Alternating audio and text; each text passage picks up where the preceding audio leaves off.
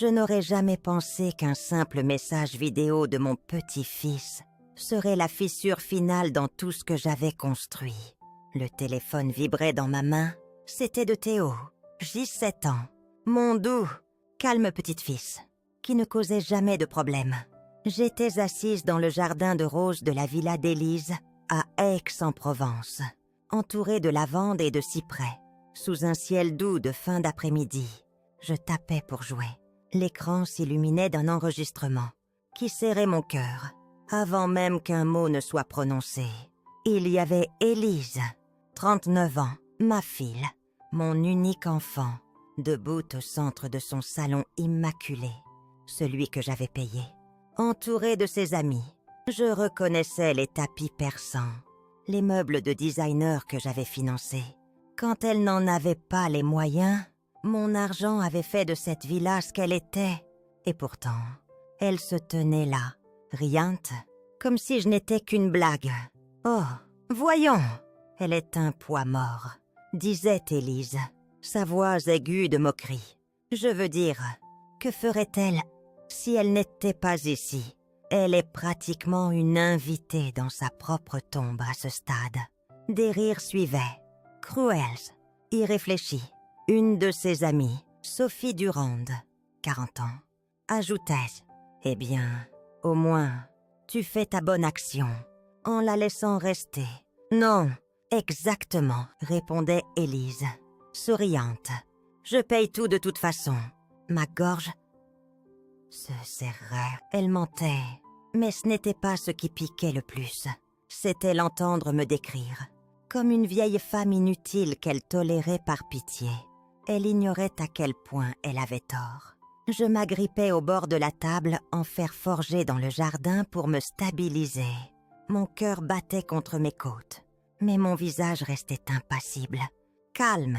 Je savais qu'il ne fallait pas laisser mes émotions déborder. C'est ainsi qu'elle me contrôlait, se nourrissant de ma douleur, transformant chaque protestation en munition contre moi. Je fixais son image figée sur l'écran. Cette femme, ma fille, qui pendant des années était venue me voir en larmes, suppliant de l'aide. Quand les factures s'accumulaient, 8 ans de paiements hypothécaires que j'avais faits, des dettes d'aide de cartes de crédit que j'avais discrètement remboursées, des courses, des frais scolaires, des réparations de toiture. J'avais tout donné, sans jamais tenir de compte, sans jamais exiger de merci. Tout ce que je demandais était une petite suite d'invités dans la villa que j'avais sauvée. Et pourtant, nous y étions, poids morte. Je sentais le sang affluer dans mes oreilles. La trahison ne me surprenait plus. Pas vraiment, mais l'entendre si audacieusement, si publiquement, c'était la coupure finale. Elle n'était pas juste ingrate, elle construisait son propre récit, un où j'étais la sangsue dépendante. Mes doigts bougeaient lentement, en sauvegardant la vidéo dans un dossier privé. Pas pour la confrontation, pas encore, mais pour plus tard. J'en aurais besoin. Je prenais une profonde inspiration, tournais mon regard vers le jardin impeccable autour de moi. J'avais payé chaque centimètre de cette villa, mais soudain, ça ne semblait plus chez moi. Pas de larmes dans mes yeux, pas de cris dans ma gorge, juste un froid grandissant. Quelque chose avait changé en moi, comme une porte se fermant doucement. J'essuyais mes mains, éteignais le téléphone, marchais calmement vers ma chambre. Mes mouvements lents, délibérés, presque sereins. La tempête avait déjà commencé, mais cette fois, j'en serais le pilote. Des heures passaient depuis que j'avais vu cette vidéo, mais la lourdeur dans ma poitrine ne s'allégeait pas. Je m'asseyais près de la fenêtre de ma suite d'invités, ou, comme Élise l'appelait si gracieusement, le petit coin que je laisse à maman. La villa était magnifique, je m'en étais assurée. Piliers blancs, grandes fenêtres, sols polices brillantes, comme dans un magazine. Il y a 8 ans, quand le mariage d'Élise s'effondrait, que la banque menaçait de saisir, elle m'appelait, pleurant, désespérée. Je n'hésitais pas, je vidais mes économies de retraite. vendait mon petit appartement à Arles, lui donnait la compte pour sauver cette villa. À l'époque, elle promettait « Ce sera aussi ta maison, maman, toujours, toujours ». Ce mot semble une blague amenée maintenant. Pendant 8 ans, j'ai vécu ici discrètement, sans rien exiger. J'ai payé l'hypothèque, les taxes foncières, couvert les réparations. Quand la plomberie lâchait, quand le toit fuyait, quand la climatisation tombait en panne en plein été, je me disais que je faisais ce que toute mère ferait. Protéger ma famille, protéger mon petit-fils. Je ne demandais jamais de loyer, ne faisais jamais de demande. Tout ce que je voulais était être partie de leur vie, voir Théo grandir. Je restais dans cette suite d'invités, cuisinais, quand on me le demandait, aïdaïs, quand nécessaire, me faisais petite, chaque fois que le ton d'Élise laissait entendre que ma présence était beaucoup. Et pourtant, chaque année, la distance grandissait, la chaleur s'évanouissait, sa gratitude se transformait en attente silencieuse. Mon soutien devenait invisible, comme si mes contributions discrètes ne méritaient plus de reconnaissance. Dehors, les haies taillées ondulaient dans la brise.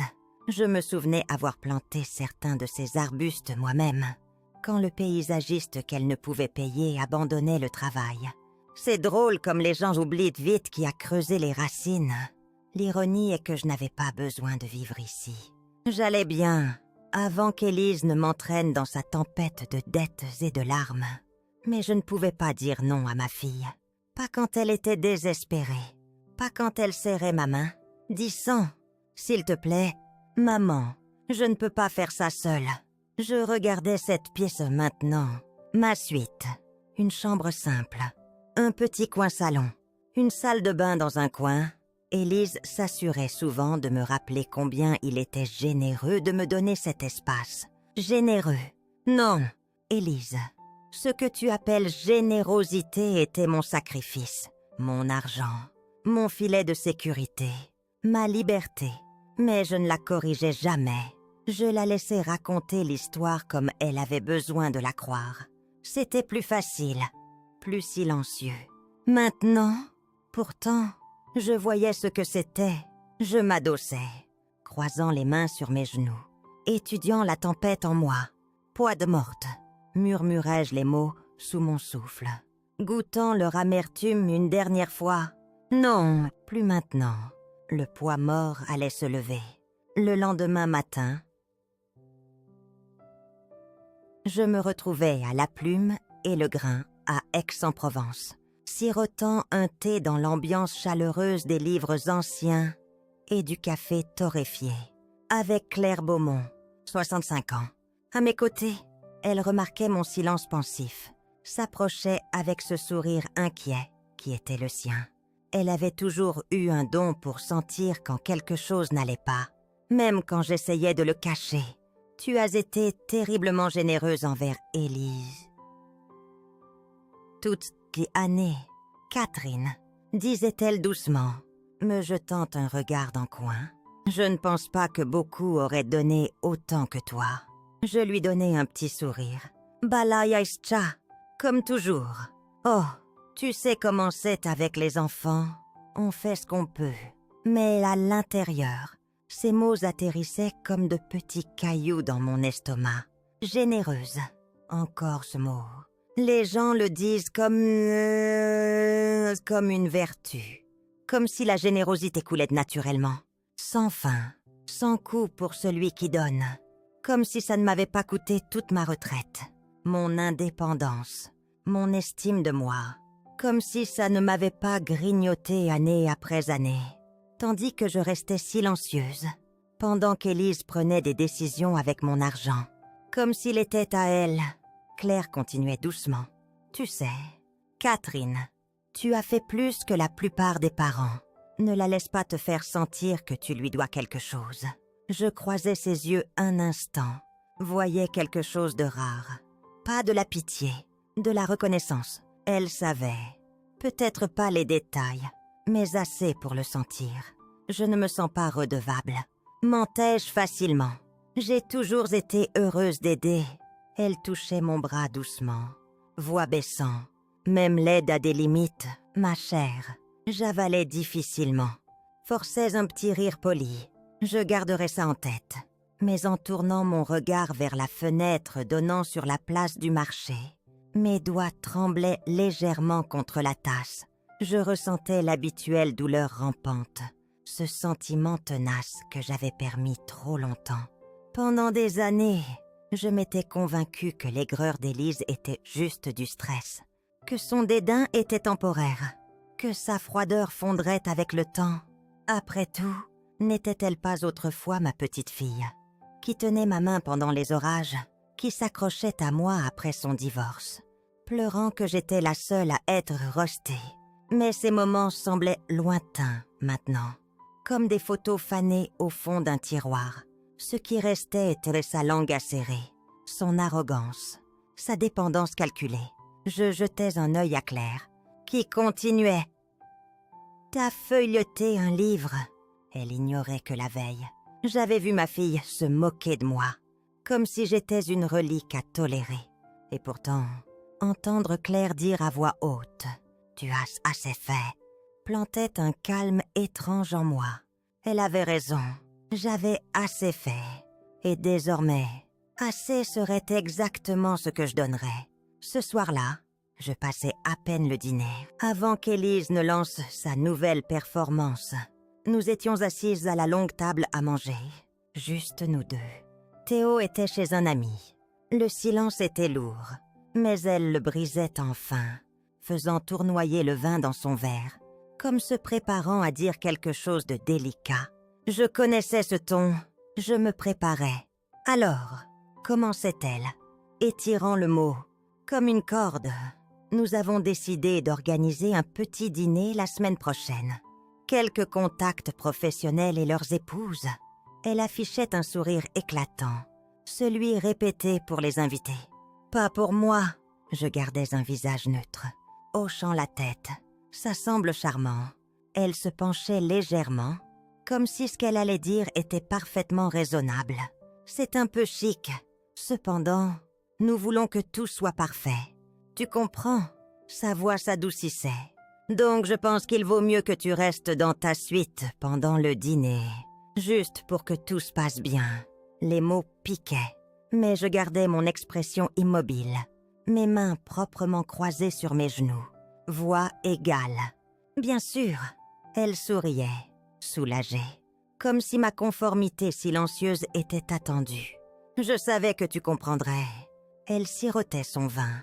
Tu sais comment sont ces gens, critiques. Je ne veux pas qu'on fasse des suppositions sur notre situation. Notre situation. Voilà ce que j'étais devenue. Une situation. Je la fixais un instant, absorbant la lueur douce du lustre que j'avais payé, la table en bois poli que j'avais achetée, les chaises de design que j'avais choisies, financées, quand elle ne pouvait se les permettre. Toute la villa était mon cadeau non reconnu. Et pourtant, j'étais une gêne à cacher. Elle continuait, bavardant sur le traiteur, les arrangements floraux, totalement indifférente. J'écoutais silencieusement. J'avais appris que le silence la déstabilisait plus que n'importe quelle dispute. Elle ne me voyait plus comme de la famille. Pas vraiment. J'étais une occupante silencieuse dans l'aile des invités. Tolérée, mais exclue. Mon rôle, apparemment, était de financer le rêve, tout en m'effaçant. Je me levais lentement, une fois qu'elle finissait de divaguer sur la liste des vins. Si tu veux bien m'excuser, je vais dans ma chambre. Bien sûr. Maman, disait-elle avec un sourire doux. Merci d'être si compréhensive. En marchant vers ma suite, mes pas étaient stables, mais à l'intérieur, quelque chose changeait. Une résolution discrète s'enracinait plus profondément dans mes os. Elle croyait contrôler. Elle était convaincue depuis 2 années que mon silence signifiait l'acceptation, que ma volonté d'aider était sans fin. Mais j'en avais assez vu.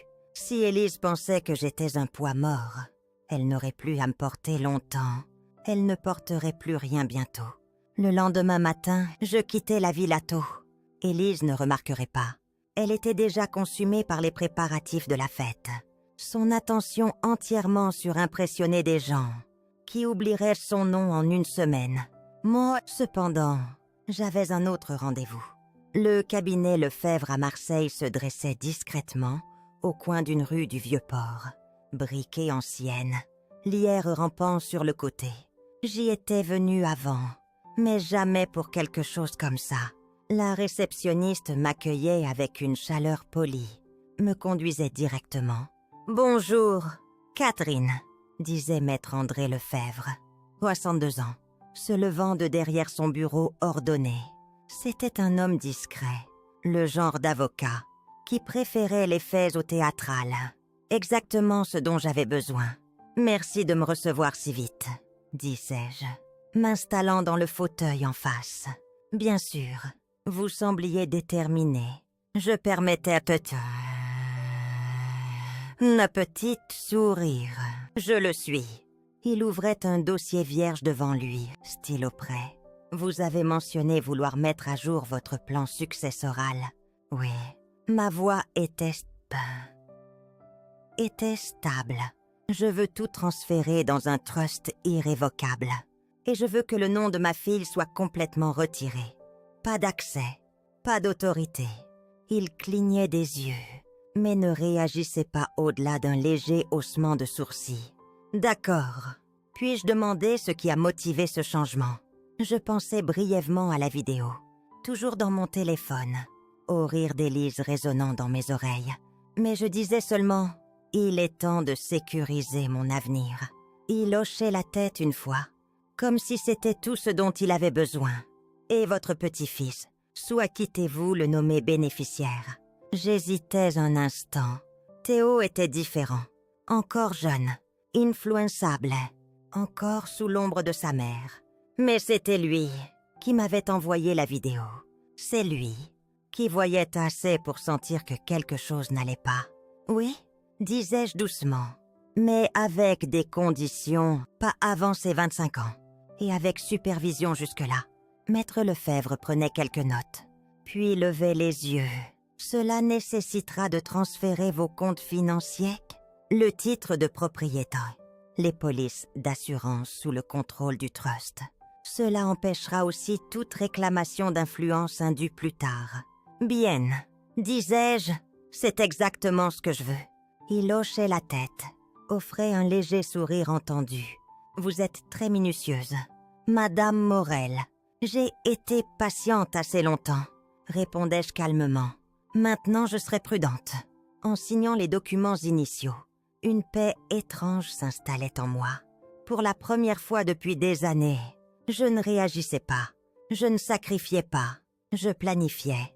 Élise ignorait qu'un changement avait commencé. Elle me voyait encore comme la mère silencieuse, vieillissante, qui hochait toujours la tête, obéissait, qu'elle continue de le croire pour l'instant. En fin d'après-midi, j'étais de retour à la villa, assise tranquillement dans le jardin. Le soleil plongeait bas, projetant de longues ombres sur la pelouse soigneusement entretenue. La même pelouse que j'avais payée pour sauver. Quand Élise ne pouvait plus se permettre les paysagistes, les roses fleurissaient proprement dans leur parterre. Mais même elles me semblaient creuses maintenant. Jolies, polies, entretenues, comme tout dans cette villa. Une surface, impeccables, en dessous, pourries. Je tirais mon pouls plus fort, tandis que la brise fraîchissait. Mes pensées vagabondaient vers les années qui m'avaient amené ici, les nuits où je veillais sur Théo bébé, pendant qu'Élise pleurait après le divorce, les innombrables fois où elle venait vers moi, désespérée, impuissante, alors que les dettes s'accumulaient, que ses cartes de crédit étaient à leur maximum, que la banque menaçait de saisir cette villa.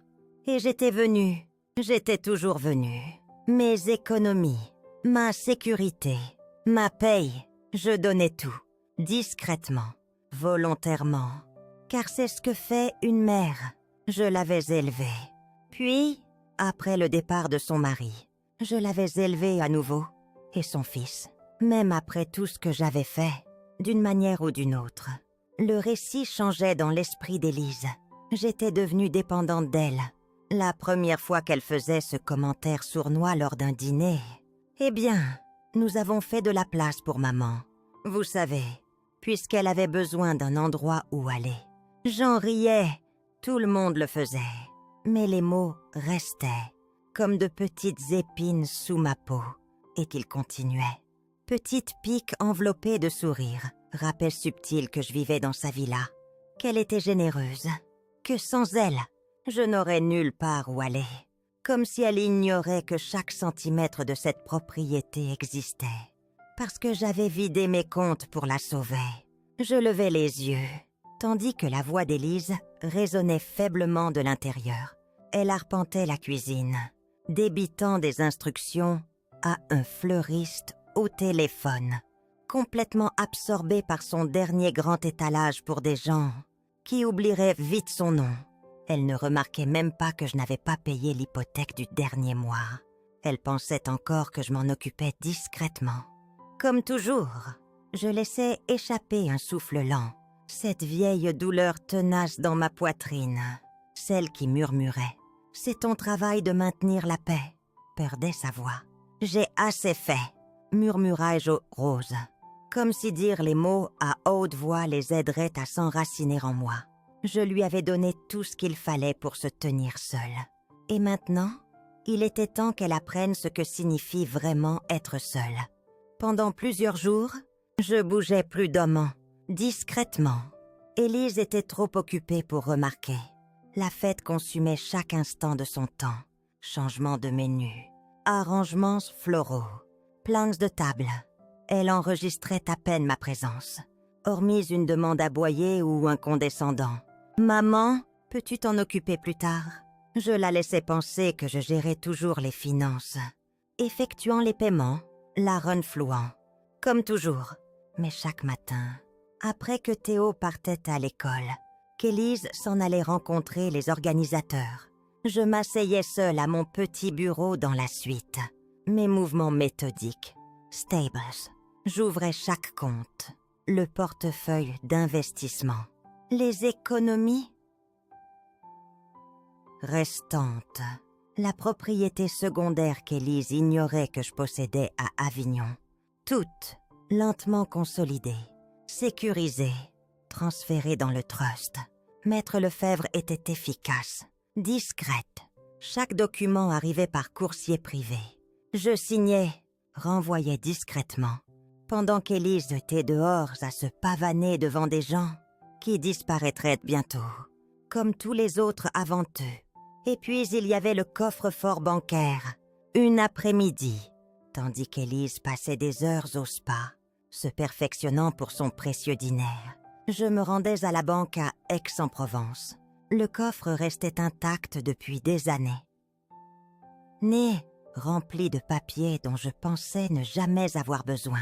Les paiements d'assurance de mon défunt mari, les anciens actes de propriété, les certificats personnels et des copies de chaque paiement majeur fait pour cette villa, chaque chèque hypothécaire, chaque déclaration fiscale, chaque facture de réparation, tous signés de mon nom, des preuves, le genre de preuves qu'Élise supposait inexistantes.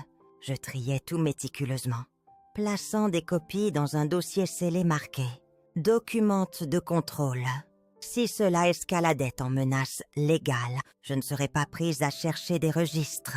En rentrant chez moi, le soleil se couchait. Élise m'ignorait à peine, en glissant par la porte. Elle était perchée sur le canapé, discutant vivement au téléphone avec un de ses invités riches. Rien de ce rire creux que je connaissais si bien. Elle est juste si peu exigeante. L'entendais-je au téléphone, parlant clairement de moi. Franchement, ce n'est pas grand-chose de la voir ici. Elle s'occupe, aide un peu, vraiment pas de problème. Je restais silencieusement près des escaliers, écoutant. Ma poitrine se serrait, mais pas de tristesse cette fois. De clarté, peu exigeante. Voilà ce que j'étais devenue. Une non-entité, un meuble pour elle, aussi passif que la lampe antique qu'elle aimait vanter. celle que je lui avais offerte de l'héritage de ma mère, mais les lampes ne portent pas de dette, ne financent pas d'hypothèque, ne se réveillent pas la nuit, s'inquiétant si la fille pour laquelle elles se sont sacrifiées montrera un jour une once de respect. Et contrairement à une lampe, j'avais le choix. Élise croyait encore contrôler le récit. Bientôt, elle apprendrait autrement. Le brunch était son dernier étalage. Élise invitait quelques-uns de ses amis proches, le même cercle poli, qui gravitait autour d'elle, comme des mouches vers du sucre. Quand elle exhibait des signes de richesse, je restais silencieuse, en aidant à préparer le buffet ce matin-là. Comme d'habitude, elle n'offrait pas de merci, juste des instructions. Peux-tu t'assurer que les pâtisseries sont chaudes? Maman, et n'oublie pas de rester dans la suite. Une fois que tout le monde arrive, nous voulons que ce soit élégant, pas à l'étroit. Je hochais la tête, comme toujours. C'était ce qu'elle attendait, ce que tous attendaient. Mais je ne quittais pas la pièce, une fois les invités arrivés.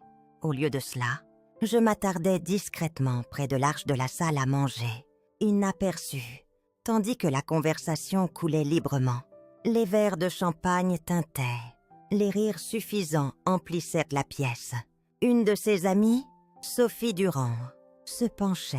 Après avoir complimenté la villa, « J'adore ce que tu as fait, Élise. Vraiment impressionnant.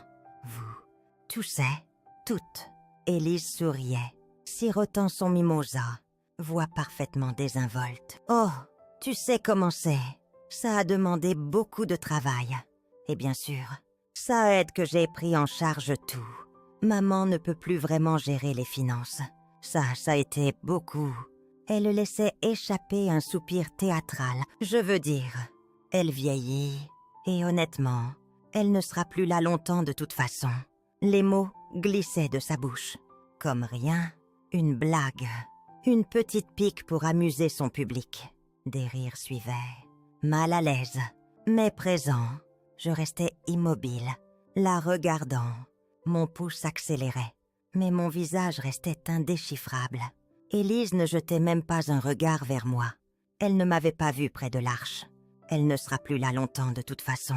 Comme si je m'effaçais déjà. Comme si j'étais rien de plus qu'une gêne temporaire à dépasser. Je voyais Sophie me jeter un bref coup d'œil, son sourire vacillante, en remarquant ma présence. Elle donnait un léger coup de coude à Élise, murmurant quelque chose. Élise se tournait, surprise, me repérant pour la première fois. « Oh, maman, je ne t'avais pas vue là », disait-elle vite, voix teintée d'une surprise feinte. Nous parlions juste de combien nous sommes reconnaissants que tu sois encore avec nous. Je souriais doucement. Bien sûr, ma voix était calme, même gentille. Mais à l'intérieur, quelque chose changeait plus profondément.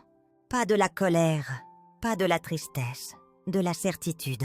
Pendant des années, je croyais que l'amour suffisait à excuser son aigreur, que la famille signifiait tolérer les coupures. Tant que la structure tenait, mais l'amour sans respect, ce n'est pas de l'amour, c'est de la commodité. Je jetais un œil aux invités, des gens qui riaient poliment à mes dépens, sachant très bien qui finançait le toit au-dessus de leur tête aujourd'hui. Qu'ils rient, qu'ils pensent quand que je m'efface discrètement à l'arrière-plan. Le spectacle était presque fini. Après le brunch, je retournais dans ma suite. Restée silencieuse longtemps, ces mots résonnaient dans mon esprit. Elle ne sera plus là longtemps de toute façon. Je fixais la pile de factures sur mon bureau. Le paiement hypothécaire était dû dans 2 jours. Le paiement que j'avais automatiquement couvert pendant 8 ans sans faute. Élise ne demandait même plus. Elle supposait que les prélèvements bancaires continueraient, comme une horloge. Car c'est ce que je faisais toujours. Jusqu'à maintenant, je prenais mon téléphone, me connectais au compte bancaire, annulais discrètement le transfert automatique. La confirmation d'annulation clignotait à l'écran. Juste quelques clics simples. C'était tout. Ça semblait étrange. Comme il était facile d'arrêter. Après toutes ces années, comme couper un fil fin que je pensais être un câble d'acier. Pour une fois, Élise sentirait le poids de cette villa entièrement sur ses épaules. Elle ne remarquerait pas immédiatement. Trop occupée à jouer l'hôtesse, à préparer son dîner somptueux. Mais le silence de ce paiement annulé commencerait à parler pour moi bientôt. Ce soir-là, nous nous croisions dans le couloir. Elle était au téléphone, aboyant des ordres sur les accords de vin, les centres de table. Elle m'ignorait à peine. En passant, « Oh, maman !» disait-elle distraitement, couvrant le combiné un instant. « Peux-tu me rappeler de vérifier le compte hypothécaire demain ?» Il y avait un avis idiot reçu par courrier. Probablement une erreur administrative. Je souriais doucement, gardant ma voix stable. « Bien sûr, ma chère, je vais noter. » Elle souriait, satisfaite, retournait. Tourner à son appel, c'était toujours le schéma. N'est-ce pas? Elle déléguait, je gérais. Elle évitait la responsabilité, tandis que je portais discrètement ses dettes, son insouciance.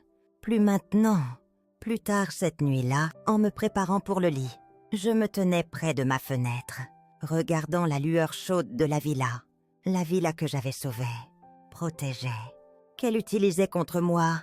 Pendant des années, je me disais que maintenir la paix valait n'importe quel sacrifice, que mordre ma langue gardait la famille intacte. Mais en vérité, ça ne faisait que l'encourager. Le silence ne signifiait pas la faiblesse, je le savais maintenant. Le premier domino était tombé aujourd'hui, discrètement, calmement. Les autres suivraient bientôt. Ça ne prenait pas longtemps, 2 jours plus tard. Tandis que je taillais les hortensias près de l'allée, Élise surgissait de la villa. Elle bougeait vite, ses talons claquant vivement sur le chemin de pierre. La tension dans sa voix, à peine déguisée sous le même ton doux, qu'elle utilisait quand elle voulait quelque chose. « Maman, as-tu parlé à la banque ?» demandait-elle, ajustant ses lunettes de soleil, comme si c'était une discussion banale. J'ai reçu un appel ce matin sur le retard du paiement hypothécaire. Ils ont dû faire une erreur. Je me levai, essuyant mes gants de jardinage sur mon jean, croisai son regard calmement. Pas d'erreur. Elle clignait des yeux. Que veux-tu dire? Le paiement n'est pas passé. Je hocherais la tête. Je sais, je l'ai arrêté. Un instant, elle se figeait. Juste une fraction de seconde dans son visage poli. Avant de se ressaisir. Tu l'as arrêté. Pourquoi ferais-tu ça? Sa voix se crispait, mais elle essayait encore de la garder légère, performative. Après tout, elle ne pouvait pas être vue réprimandant sa mère à l'air libre. Je gardais ma voix égale, parce que je ne me sens plus à l'aise de gérer tes obligations. Ses lèvres s'entr'ouvraient légèrement, comme si elle ne pouvait pas traiter les mots. Mes obligations, répétait-elle, voix montant. Maman, nous avons toujours géré ça ensemble. Tu disais vouloir aider. Tu disais que tu t'occuperais des finances. Je l'ai fait, répondais-je doucement. Pendant 8 ans, discrètement, sans me plaindre. Mais maintenant, j'ai décidé que ce n'est plus ma responsabilité. Je voyais la lueur de panique qui affluait sous sa tentative de contrôle. Mais les paiements sont dus. La fête est ce que week-end. Je ne peux pas gérer ça maintenant. Je ne disais rien. Elle laissait échapper une expiration vive. « Maman, s'il te plaît, ne fais pas ça maintenant. Tu compliques tout. » Je souriais doucement, ma voix toujours calme, stable. « Non, Élise, j'ai simplement rendu ton contrôle à ta villa. » Elle me fixait, lèvres se crispant, yeux se rétrécissant, tandis que le poids de ses mots commençait à s'installer. Contrôle. Elle ne pensait jamais le perdre.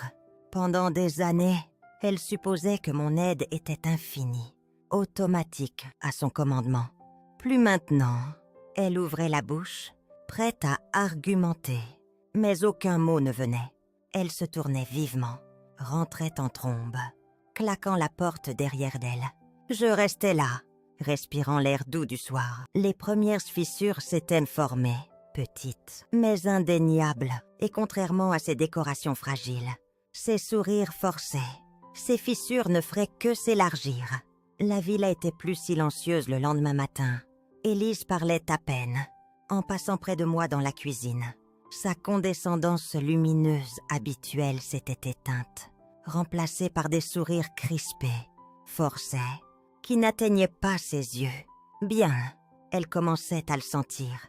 Théo était assis au comptoir du petit déjeuner, parcourant son téléphone. Il me jetait un regard avec cette douceur qu'il avait toujours, une conscience discrète que la plupart des adultes manquent. « Matin, mamie », disait-il, « matin, mon chéri ». Ma voix était légère, stable. Élise s'éclaircissait la gorge, intervenait. « Maman, après le départ de Théo pour l'école, pouvons-nous parler, juste nous deux ?» Je hochai la tête une fois, bien sûr, après le départ de Théo. Elle attendait, jusqu'à entendre la porte d'entrée se fermer, avant de se tourner vers moi, bras croisés, voix basse, tranchante. « Je ne sais pas ce qui t'arrive ces derniers temps, mais ça, ce n'est pas juste. Tu rends tout plus difficile pour tout le monde. » Je posais ma tasse de thé, croisais ses yeux. J'ai simplement pris du recul, Élise. Sa voix s'aiguisait. « Tu sais qu'on a des dépenses. Tu sais combien est l'hypothèque. Tu crées un stress inutile pour nous tous. » Je laissais les mots s'installer entre nous. Avant de parler, te souviens-tu, quand tu m'as appelé, pleurant après le divorce, quand tu m'as supplié d'aider à sauver cette villa, tu disais ne pas vouloir que Théo perde son foyer. Elle s'agitait, mal à l'aise, mais ne disait rien. Je n'ai pas hésité alors. Continuai-je? Voix calme, mais ferme. J'ai versé chaque centime que j'avais pour sauver cet endroit. J'ai payé l'hypothèque, les taxes, les réparations. Année après année, et pas une fois? Élise, pas une fois. Tu n'as proposé de prendre même une partie. Son visage rougissait. Je traversais une période difficile. J'avais Théo à élever. Mon entreprise démarrait à peine. Et je comprenais ça. Je n'ai jamais râlé. Mais maintenant tu es dans ce salon, entouré de choses que j'ai payées, parlant de moi, comme si j'étais un cas de charité que tu as recueilli. Ses yeux s'élargissaient. Elle n'était pas préparée à mon ton. Je me penchai légèrement, voix plus douce, mais plus lourde. Tu m'as appelé poids mort. Sa bouche s'ouvrait, prête à nier, mais je levai la main doucement, l'arrêtant. Tu ne l'as peut-être pas dit en face, continuai-je, mais tu l'as dit, et tu le pensais. Elle se figeait, lèvres tremblant légèrement. Pendant des années, je pensais que supporter son dédain était une forme d'amour, que la patience était de la force. Mais ce n'était pas de la force, c'était de la peur.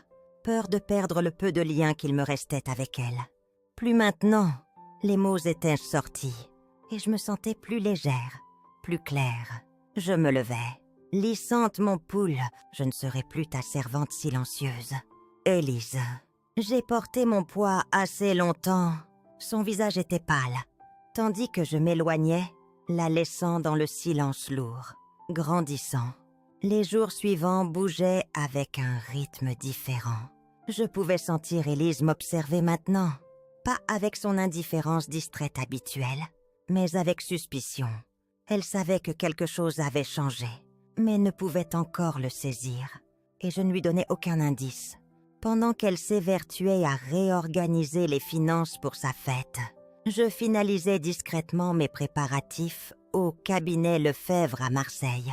Maître André Lefebvre glissait la dernière pile de papiers vers moi. Son ton restait aussi calme que toujours. Mais même lui ne pouvait cacher une lueur de respect dans ses yeux. Tout est complet. Madame Morel, le trust est pleinement actif. Vos actifs, financiers, immobiliers, assurances, sont tous protégés, légalement séparés de toute réclamation future.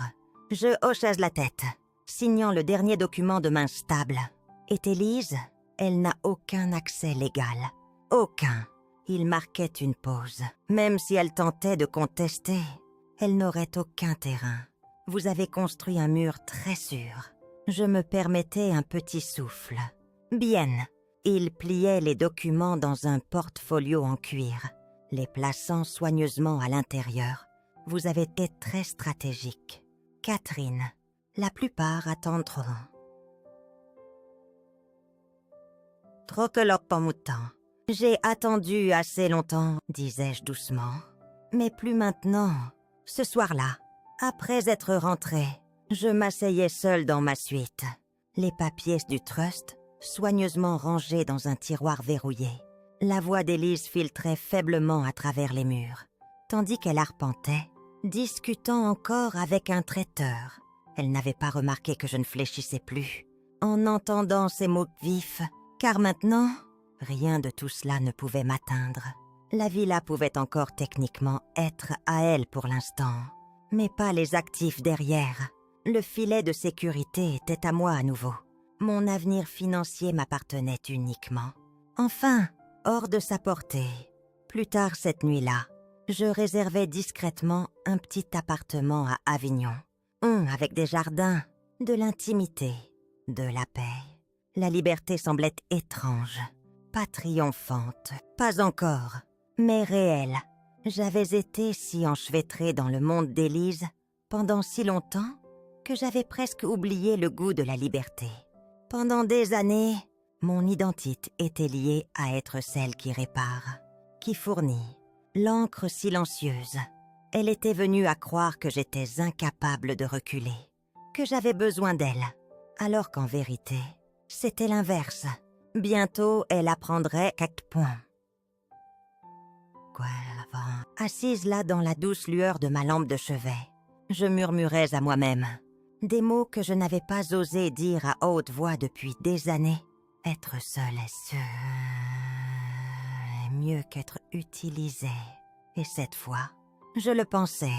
La confrontation n'arrivait pas lors d'une de ces explosions dramatiques. Elle venait dans le calme. Quand Élise réalisait qu'elle perdait le contrôle, elle me coinçait un après-midi tard, 2 jours avant son grand dîner, sa voix faussement douce. Mais la panique ne se cachait plus derrière ses yeux. « Maman, j'ai réfléchi. » Commençait-elle prudemment. Peut-être étions-nous toutes deux un peu émotives avant. Mais la banque a encore appelé. Et cette fois, c'est urgent. Si tu pouvais juste faire le paiement de ce mois, juste pour stabiliser les choses, on pourrait s'asseoir et régler ensemble. Je croisais son regard, mon visage calme, stable. Les mots déjà répétés en moi. « Non, Élise, disais-je doucement, je ne contacterai pas la banque. » Son sourire vacillait. « Quoi? Je ne gérerai plus tes obligations.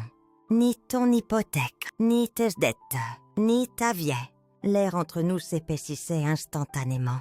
Sa voix s'aiguisait. « Maman, ne sois pas ridicule. Tu t'es toujours occupée de ça.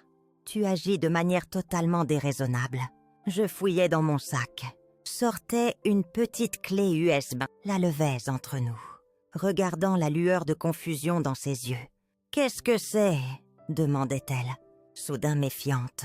Je la posais doucement sur la table entre nous. « Quelque chose que ton fils m'a envoyé. » Elle se figeait un instant. Ni l'une ni l'autre ne parlait. Puis sa voix tombait, à peine un murmure. « Théo ?» Je hochais la tête. « Oui. » Il t'a enregistré. J'ai entendu chaque mot. Élise, continuai-je, mon ton toujours doux, inébranlable. Les choses que tu as dites, les rires, la manière dont tu m'as appelé poids mort devant tes amis. Sa bouche s'ouvrait, comme pour nier, mais aucun mot ne venait. Je t'ai élevée, Élise, murmurai-je. J'ai sacrifié plus que tu ne le sauras jamais.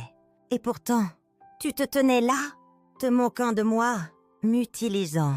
Elle trouvait enfin sa voix. Paniquée maintenant. C'était une blague. Juste un bavardage idiot. Tu prends ça complètement hors contexte. Je penchais la tête. Non, Élise. Tu t'es exprimée très clairement. Je me levai lentement, regardant ses yeux s'agiter, tandis que son esprit cherchait à reprendre pied. Mais il n'y avait rien à saisir. J'ai pris des dispositions. Disais-je doucement, le soutien financier s'arrête maintenant.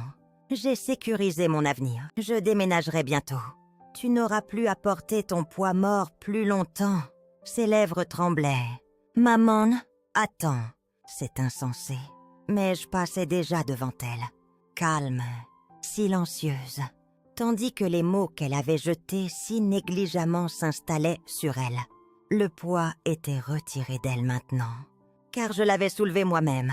Élise ne me laissait pas quitter la conversation si facilement. Quand j'atteignais l'entrée, sa voix déchirait la villa. Stridente, craquait. « Tu m'abandonnes. » « Après tout ce que j'ai fait pour toi, » criait-elle. Je m'arrêtais à la porte, me tournais lentement. Les voisins l'entendraient maintenant. Le masque qu'elle portait si soigneusement pour eux, glissant complètement. « Ce que tu as fait pour moi, » répétais-je doucement, presque curieuse de la rapidité avec laquelle elle réécrivait l'histoire. « Élise, j'ai sauvé cette villa. Quand tu te noyais dans les dettes, j'ai payé chaque facture. Pendant que tu jouais l'hôtesse pour des gens qui se souviennent à peine de ton nom. » Son visage rougissait, mais je voyais la panique sauvage scintiller dans ses yeux. « Tu ne peux pas me laisser comme ça !» criait-elle. « Comment suis-je censée gérer tout ça? L'hypothèque, les taxes. » « Théo, je tenais mon regard stable. Tu as toujours dit à tout le monde que c'est toi qui gérais tout, que je suis juste ici, m'effaçant discrètement. N'est-ce pas ainsi que tu l'as décrit? Un poids mort qui ne serait plus là longtemps. » Sa bouche s'ouvrait, se fermait, comme si elle ne pouvait reprendre son souffle. Ses mains se serraient en poing. « Tu es rancunière, » crachait-elle. « Cruelle, après tout. Tu regretteras ça, quand tu n'auras rien ni personne. » Je secouais la tête. « Non, Élise, c'est ta plus grande erreur depuis toujours. Tu supposes que je n'avais rien, parce que je ne me vantais jamais, parce que je n'affichais jamais mes sacrifices. Comme tu affiches ton luxe emprunté. » Sa voix craquait davantage, presque hystérique maintenant. « Tu n'as même personne d'autre que moi. Qui penses-tu prendra soin de toi? Tu reviendras en rampant. Quand tu seras malade, vieille. » Elle s'arrêtait, quand le bruit d'une voiture s'arrêtant dans l'allée nous interrompait. La voiture de Théo. Je voyais son visage. En sortant, lissant instantanément la tension qui pourrissait de l'intérieur, ses yeux passaient entre nous, prenant le visage rougi de sa mère. Ma posture calme. Il n'avait pas besoin de demander ce qui se passait. Il savait déjà. La voix d'Élise tombait en un murmure venimeux. En s'approchant, « Tu empoisonnes mon propre fils contre moi. » Je me penchai près. Ma voix à peine un souffle. « Non, Élise, tu l'as fait toi-même. » Théo passait devant sa mère, se tenait silencieusement. Quoi? Sans toucher, sans parler, mais choisissant, silencieusement, fermement. Élise le fixait, sa contenance s'effritant davantage. « Théo, tu ne comprends pas ce qu'elle fait. Elle te manipule. » Il parlait enfin, voix calme. « Je vois bien plus que tu ne penses. » « Maman !»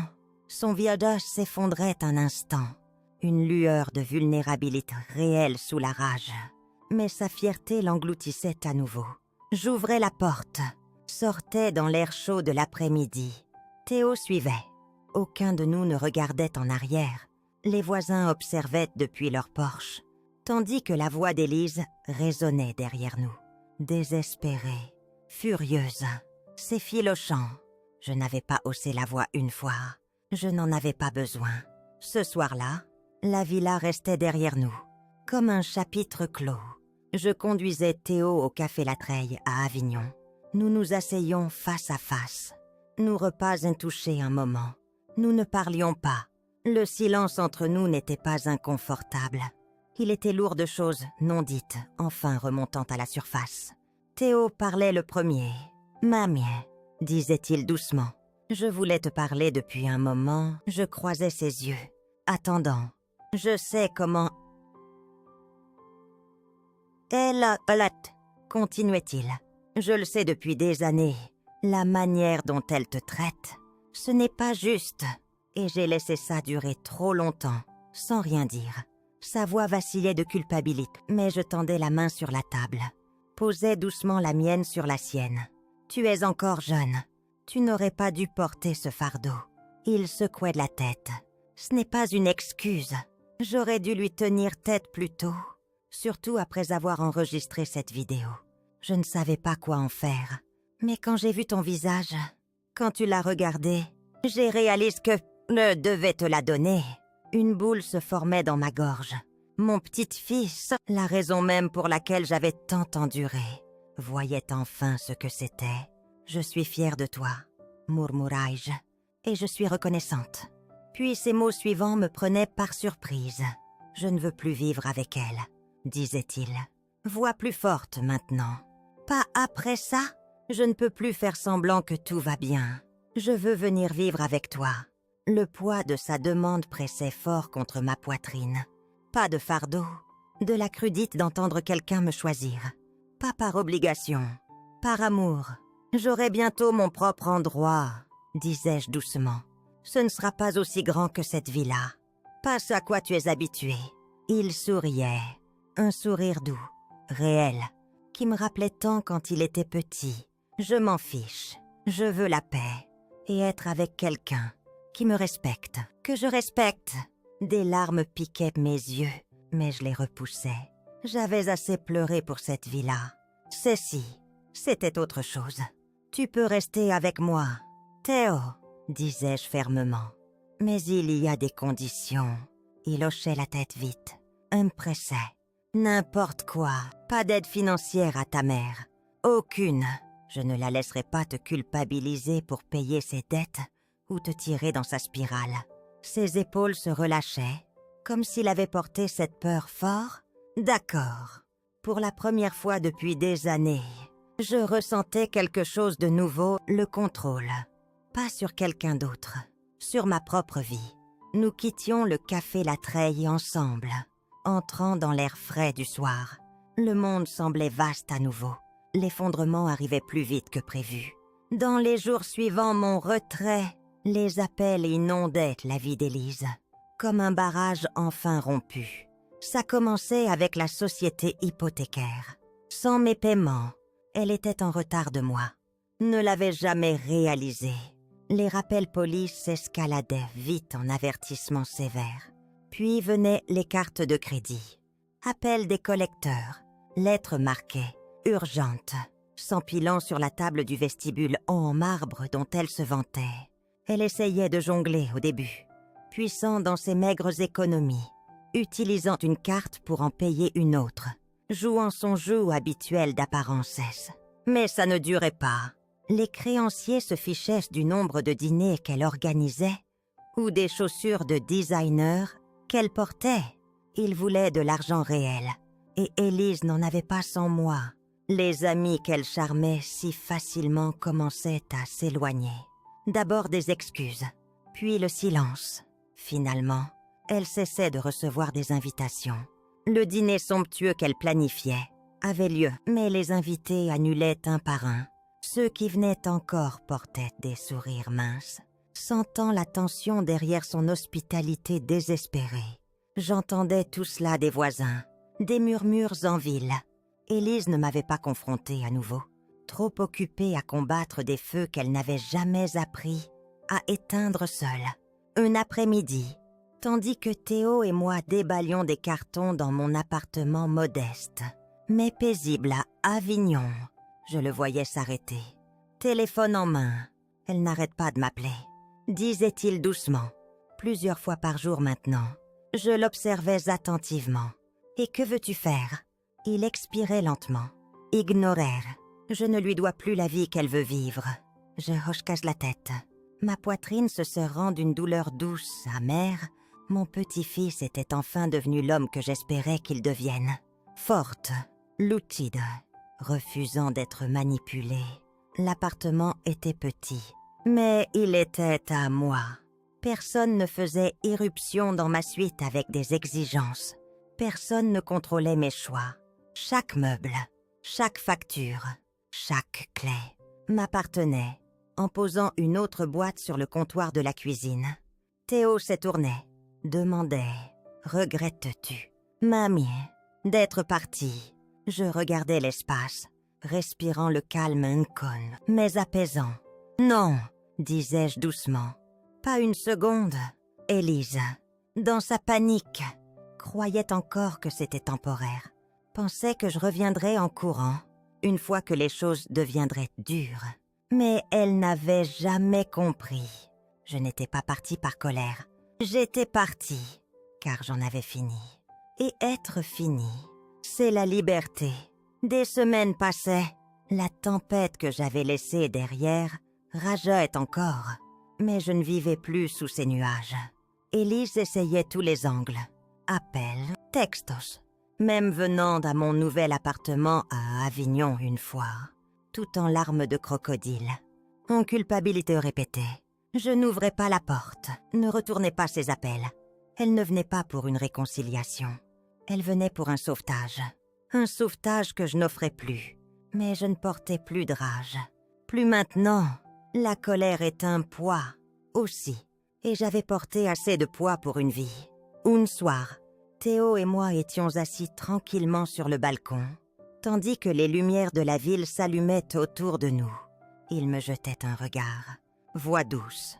Là, est-ce encore? J'expirais lentement. La question s'installait entre nous, comme un visiteur longtemps attendu. Non, disais-je. Je ne la hais pas. Elle est ce qu'elle est, et je lui pardonne. Il me regardait, surprise. Pardonner ne signifie pas oublier, continuai-je. Ça signifie que je refuse de la laisser vivre dans mon esprit plus longtemps. Elle ne me doit rien. Je ne lui dois rien. La dette, émotionnelle ou autre, est entièrement payée. Théo hochait la tête. Regard pensif. Tu es plus forte que moi. Non, je souriais doucement. Juste plus vieille. Je sirotais mon thé, sentant la brise fraîche contre mon visage. L'amertume qui pesait autrefois lourd dans ma poitrine était partie. À sa place, c'était le calme. Pas le vide, la paix. J'avais tout donné à ma fille. Et maintenant, je m'étais donné ce qu'elle ne pouvait jamais. La liberté. Élise lutterait avec ses conséquences. C'était à elle de porter maintenant. Je ne portais enfin rien.